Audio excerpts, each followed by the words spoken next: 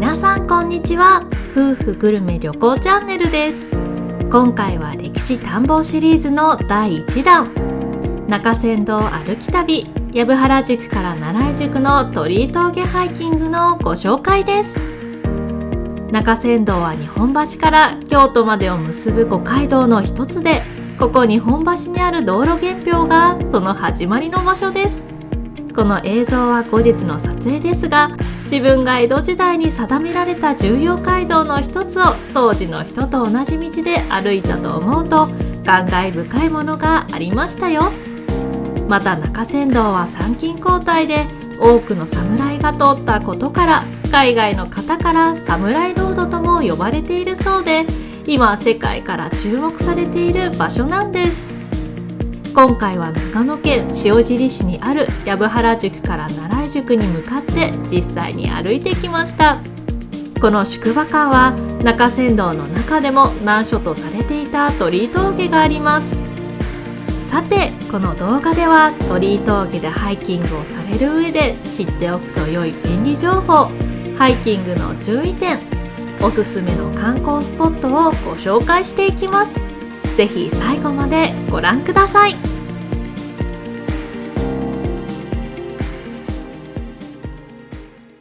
スタート地点は奈良井駅です。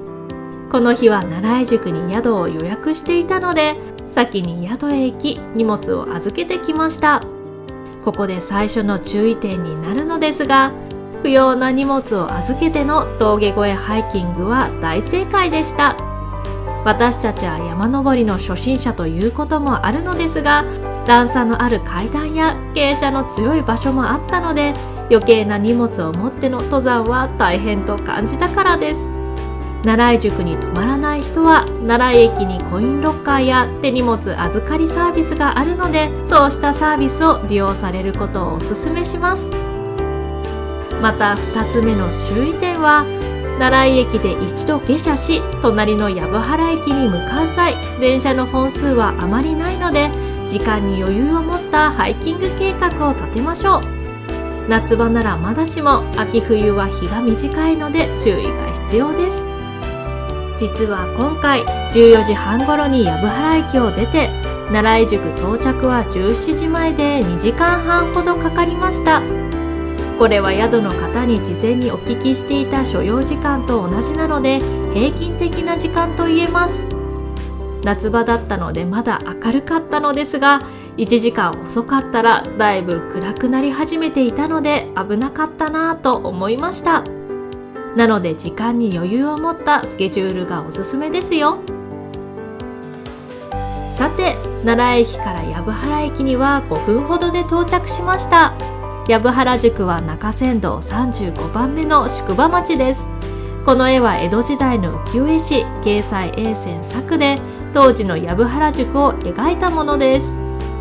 それではハイキングスタートです。駅を出て左側に進んでいくと地図とトイレがあります。こうした看板とトイレは道中いくつもありましたよ。ところどころに看板があるのでその通りに進んでいきましょう。ただ小さい看板もあるので見逃さないように周りの様子をしっかりと見ておきましょうね。私たちは基本は看板を見て歩きましたが、念のため地図アプリをいつでも確認できるようにしていました。歩いていると考察バートがありましたよ。考察バー、宿場の入り口など人通りの多い場所に設置されることが多かったそうです。考察場は江戸時代、幕府が定めた法律などを人々に周知徹底させる目的で板に書き掲げて使われていました。残念ながら今は残ってはいませんね。ただこれから峠を越えて向かう奈良井宿には考察場が再現されているので後ほどご紹介しますね。藪原宿を歩いているとおろく串という看板をよく見かけますが、おろく串は藪原宿の名産品です。中山道の旅人たちに大変好評だったそうですよ。このおろく串というのは昔頭痛に悩む美人と評判のおろくという娘がいたそう。この頭痛を解消するために御嶽山に願掛けしたところ、峰張りの木で作った櫛で朝夕に黒髪をすくようにというお告げがあり、その通りにすると頭痛が消えたというお話があるそうです。おろくはこのご利益を頭痛で悩む旅人にも分けようと、おろく串として売ったところ評判になり、藪原宿の名産品となったのです。今でも藪原宿と奈良井宿の人気の土産物なので、頭痛で苦しむ方は買ってみるのもいいかもしれませんね。歩いているとこのような鳥居峠の道しるべがあります。小さいので見落とさないようにしましょうね。あと歩いてみて気づいたのですが、こうした水場が宿場の至るところにありました。さすが山の天然水だけあってとても冷たいです。またぜひ立ち寄っていただきたい場所はこちら、藪原宿にぎわい広場和蘭館です。ここでは熊鈴をお借りすることができます。私たちも借りましたよ。熊鈴はお隣の奈良井宿の観光案内所で返却できます。お借りするのに2000円かかりますが、観光案内所に返却するとお金は返ってきますよ。さらに進んでいくと、防火高平跡を見つけました。自然と水車に目が行きがちですが、この石垣が見どころなんですよ。この藪原宿は1695年に大火に見舞われ、宿場町全体が焼失してしまったことがあったそうです。そのため今後このような大火が起きないように様々な対策が取られ、その一つが土を盛り石垣を作って防火壁としました。それを当時は高平と呼んでいたそうです。大火は明治時代にも起きたそうで、藪原宿はこれから向かう奈良井宿に比べて江戸時代の面影は一部残っているといった感じでしょうか。そしてさらに進んでいくと、飛騨街道の追分標識がありましたよ。飛騨街道は今でいう富山県と岐阜県を結ぶ街道で、追分は分かれ道、分岐点という意味なので、藪原宿は中山道と飛騨街道の分岐する宿場町でした。2つの街道の宿場ということからにぎわいのある場所だったんでしょうね。それにしてもこの坂道、地味につらかった。歩いて何箇所目かの水場がありました。水がみと掘られた石があったり、ブラシがあったりして、今でもこの町の人たちに大切に使われていることを伺います。進んでいくと、なんと工事中の看板が。車両道路の工事中で迂回しなければならないようです。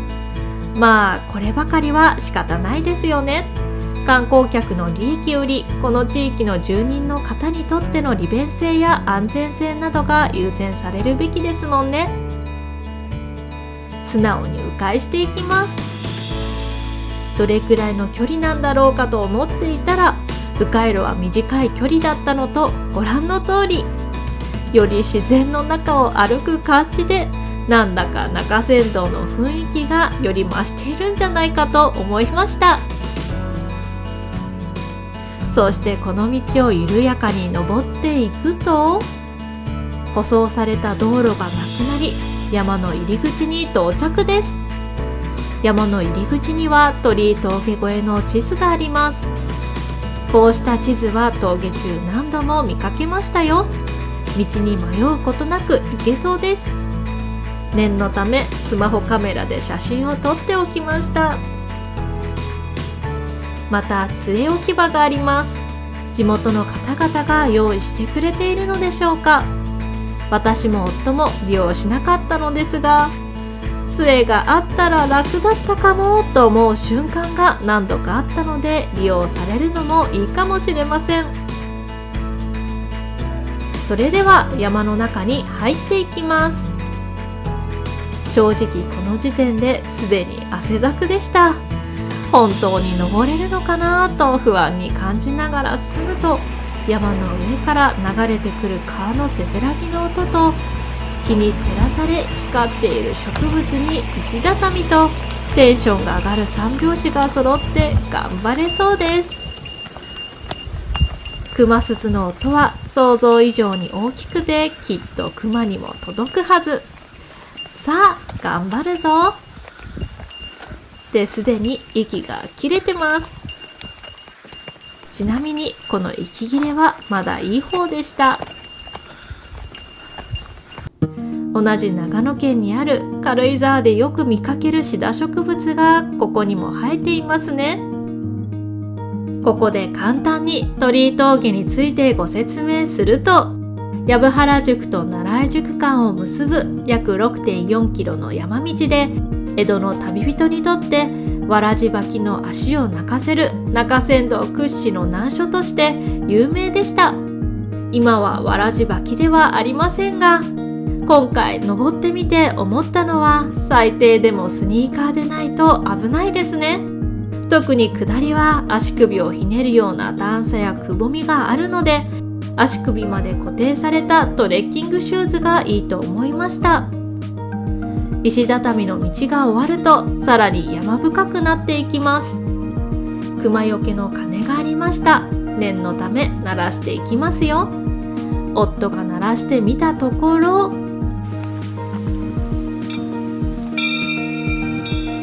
全然鳴ってね。想像していたよりかすっている感じだったので、思わず口汚くなってしまいました。夫が鐘リベンジで鳴らした音はきっとクマにも届いたはずです。クマと遭遇しませんように。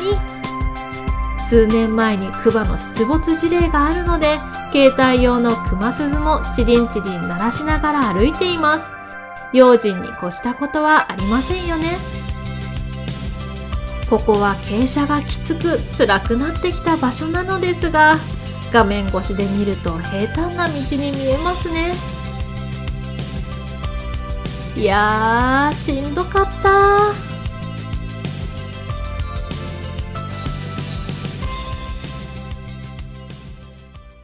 標高1100メートルまで登ってきました。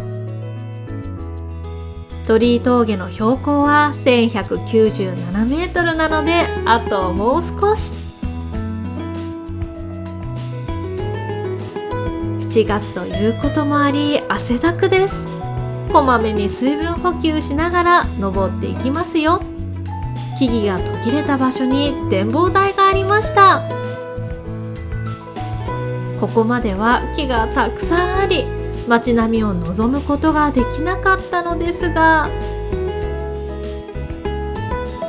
ここからは登ってきた藪原宿の街並みを一望できます。とても美しい日本の風景です。先ほどの展望台から少し登ってきた場所に、さらに開けた場所がありました。丸山公園です。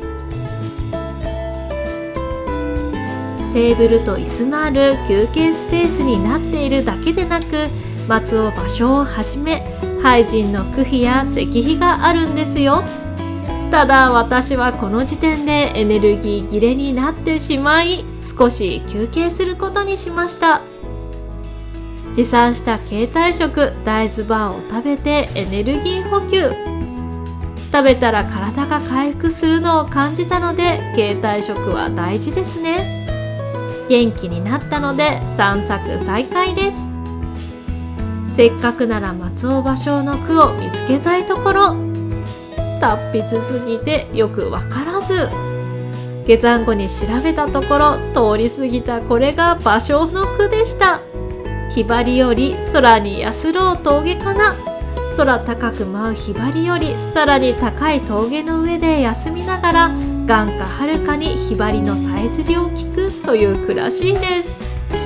ただこの時は見当たらないと必死に探してました。最後の一つなので期待してみたところ、やっと一つ見つけられましたよ。木曽の土地、浮世の人の土産かな。木曽の土地の実を浮世の人に持ち帰って土産にしようという句らしいです。残念ながらもう一つの句を見つけられなかったのですが、その他の句の説明もあったので、行かれた際はぜひご覧くださいね。またこの辺りはこの浮世絵が描かれた場所と思われています。というのも、この絵の左側の石碑は松尾芭蕉の句です。また木の根元に水が描かれていますが、これはこの近くにある吉中硯水です。私はもぐもぐタイムで吉中硯水を見忘れてしまったので、ぜひ皆さんが行かれた際はご覧になってくださいね。また丸山公園のすぐそばに御嶽神社に続く道があり、せっかくなので行ってみることにしましたよ。階段が整備されているので登りやすそうと思ったのもつかの間、段差が膝ほどの高さもあり疲弊しちゃいました。ぜはぜは言いながらなんとか到着。ちょうど御嶽山が見える場所らしいのですが、どれだろう。おそらくあの山の奥に見えるはずなので、残念ながら見えずでしたが、皆さんは見れるといいですね。御嶽神社は御嶽山に登る代わりにお参りすればご利益があると信じられてきた場所です。両脇にたくさんの仏像や石碑があったので、御嶽信仰の深さを感じられます。ここが鳥居峠より標高の高い統計の最高地点です。近くの切り株にでっかいキノコが自生していました。夫が見つけて教えてくれましたよ。何のキノコだろう。歩いているとまた熊よけの鐘がありました。熊鈴を鳴らしながら歩いていますが、念のため鐘を鳴らしておきますよ。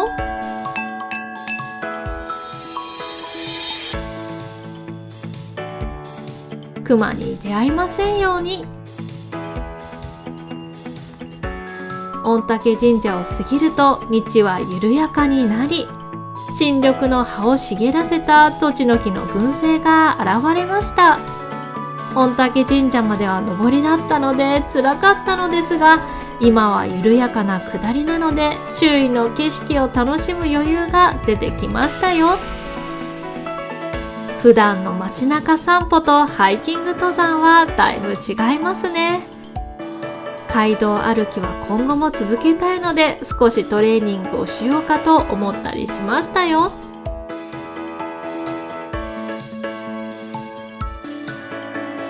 小海の土地の案内板がありました。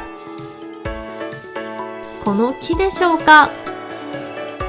伝承によると、土地の幹の空洞の中に赤ん坊が捨てられ、子宝に恵まれない村の夫婦がこの辺りを歩いていると、泣いている赤ん坊を発見したそうです。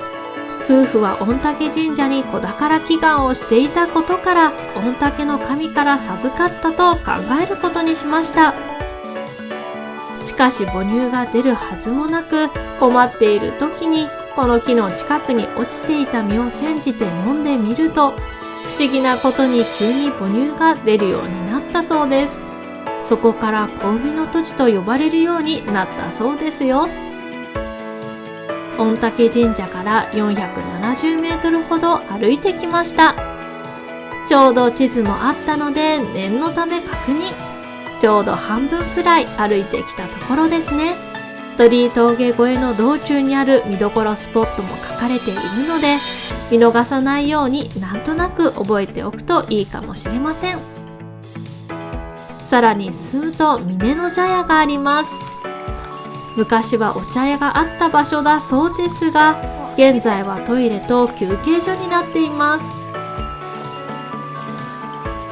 こうして水場もあり、良い雰囲気ですね。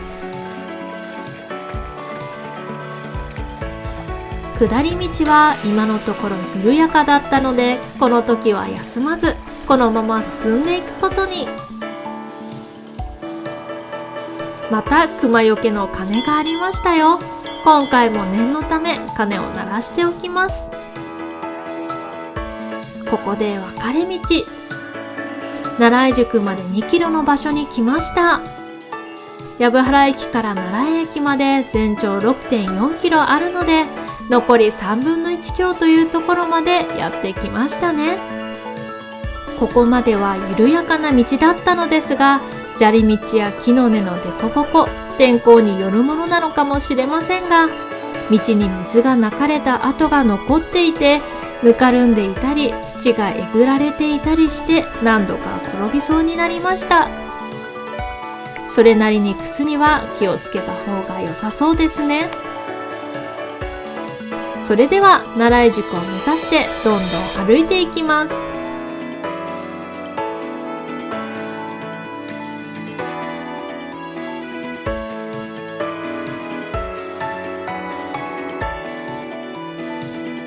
山の上から水が流れてきていますね。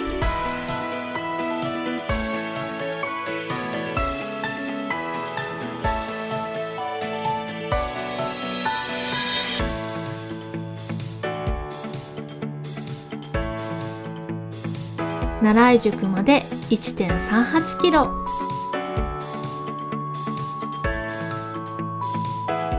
さらに進むと一里塚跡を発見。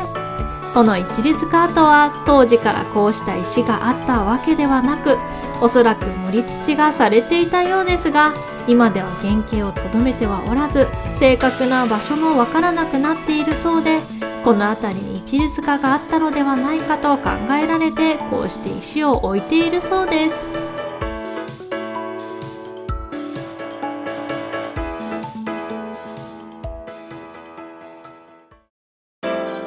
奈良井宿側は橋が多いです。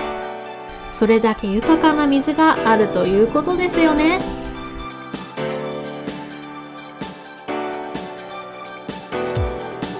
また橋です。そしてここでなんと大きな鳥が。とっても大きな鳥には私も夫もびっくり。山の中だからいてもおかしくないのですが、普段見ないような大きさの鳥だったので、改めて自然を感じました。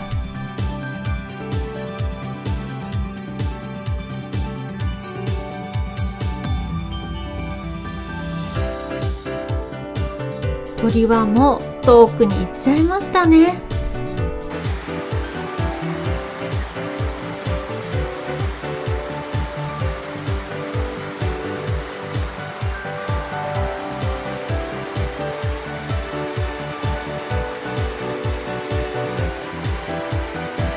さて、また歩きますか。あと奈良井宿まで 1.15 キロ。ちょっとこの辺りになってくると、さすがに疲れが出てきちゃいますね。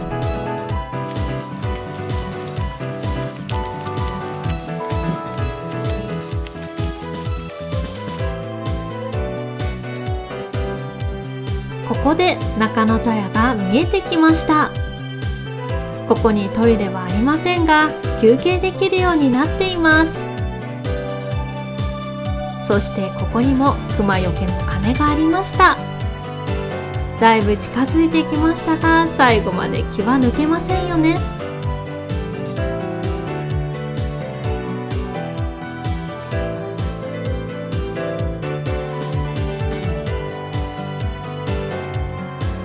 ここにも熊出没注意の看板。中野茶屋という昔のお茶屋さん跡の近くに、葬沢という怖い名前のついた沢がありました。1582年、木曽義政が武田勝頼軍に大勝利を収めた古戦場だそうですよ。ここに武田方の武士504名を葬ったそうです。ちょっと怖くなってきてしまいました。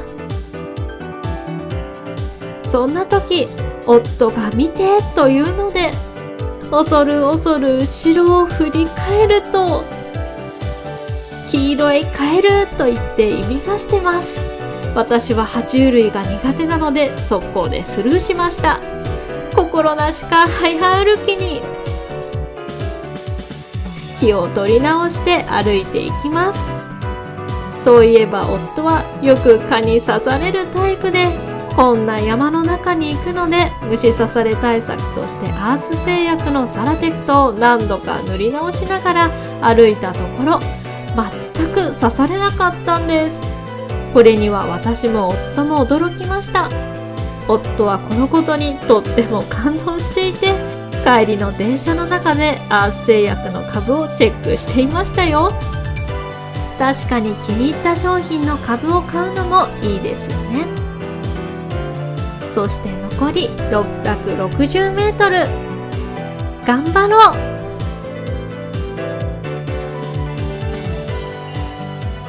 観音様が置かれていましたよ。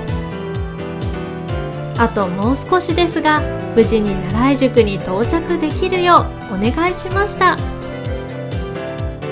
きっと多くの旅人がお祈りしたんでしょうね。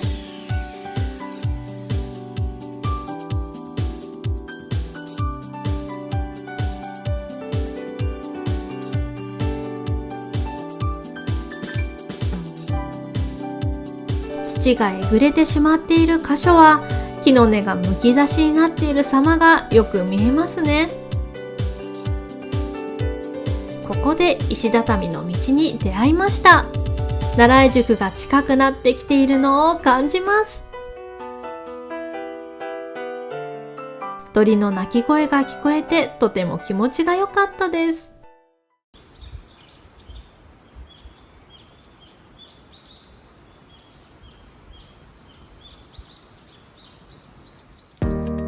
石畳を出ると舗装路と山道が交互に続きます。木々の間から奈良井宿が見えてきましたよ。ラストスパート、頑張るぞ。山道から出ると左手に鎮目神社が現れました。鎮目神社は奈良井宿の京都川入り口にある神社で、無事に奈良井宿に到着することができましたよ。昔奈良井宿で流行って疫病を鎮めるために建てられた神社だそうです。中には千葉県の香取神宮の祭神の霊を分けてもらって祀られています。私たちとしては無事に怪我もなく帰ってこれたことに感謝ですね。ありがとうございました。そしてお参りした後は奈良井宿に入っていきます。ここにも水場がありましたよ。気温は高くとっても暑いですが、ここの自然の水はとっても冷たいです。水場の隣には考察場があります。隣の藪原宿は考察場跡でしたが、ここにはありますね。ただ当時のものではなく再現されたものだそうですが、記載内容も当時の記録を元にされていて興味深かったですよ。火事に対しての罰則なんかも書かれていました。江戸時代は火事が起こると木造ばかりの家が並んでいるので大火になりやすかったのでしょうね。他にもいろいろと書かれているので行かれたらご覧くださいね。さて、途中で携帯食を食べているとはいえ、私たちは腹ペコです。長野県の名物おやき屋さんを見つけたので買ってみましたよ。具はおすすめされた切り干し大根です。もう体にしみる美味しさでした。でもそれだけでは満たされず、五平餅も買っちゃいましたよ。くるみ味噌が甘くて香ばしくて最高でした。またこの日はすでに閉まっていて、次の日に改めて奈良井会館にお伺いしました。奈良井宿の観光案内所です。藪原宿で借りた熊鈴を返却しに来ましたよ。デポジット2000円分が返ってきましたが、そのうちの1枚が新札でした。この1枚が私たちが手にした最初の新札です。鳥居峠を越えてフラフラになった私たちが次に向かったのは、この日のお宿白奈良井です。酒蔵をリノベーションした素敵なお宿ですよね。お部屋はこんな感じ。部屋の窓の外には露天風呂が見えます。ということで露天風呂をいただきます。疲れた体に染みますね。最高の気分です。このお宿は部屋もサービスもお料理も素晴らしく、別動画でご紹介予定なので、ぜひチャンネル登録してご覧くださいね。また奈良井宿観光については、おすすめの観光スポットをまとめた動画もご紹介していますので、ぜひご覧ください。概要欄とコメント欄にリンクを貼っています。今回は中山道の鳥居峠ハイキングのご紹介でした。この動画が少しでも皆様のお役に立つと嬉しいです。今後も様々なグルメや旅行をご紹介していきますので、ぜひチャンネル登録とグッドボタンよろしくお願いします。それではまた次の動画でお会いしましょう。ご視聴ありがとうございました。